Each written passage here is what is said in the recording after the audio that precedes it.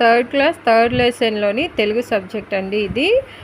Third లెసన్లో మాసపు కథ, బావిలో నీళ్లు, అక్బర్ బీర్బల్ కథ. అక్బర్ ఆస్థానంలో బీర్బల్ అనే మంత్రి ఉండేవాడు. ఆయన ఏ సమస్యనైనా తన తెలివితేటలతో సులువుగా పరిష్కరించేవాడు. ఆ రాజ్యంలో ఒక జమీందారు ఉన్నాడు. అతను రైతుకి ఒక బావి అమ్మాడు. ఆ రైతు బావిలో నీళ్లు తోడుకోవడానికి వెళ్ళాడు.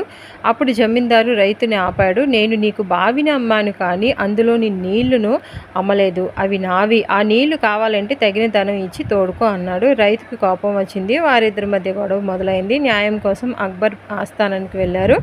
అక్బర్ వారు చెప్పినదంతా విని బీర్బల్ వైపు చూశాడు. సమస్యను పరిష్కరించమన్నాడు. బీర్బల్ కొద్దిసేపు ఆలోచించాడు. జమీందారు వైపు చూసి ఇలా అన్నాడు, సరే, నువ్వు బావి ఒక్కటే అమ్మావు, నీళ్లు అమ్మలేదు కదా? జమీందారు సంతోషంగా అవును అన్నాడు. బీర్బల్ అడిగాడు, బావి రైతుదేనా? జమీందారు అవును అన్నాడు. సరే, రైతు బావిలో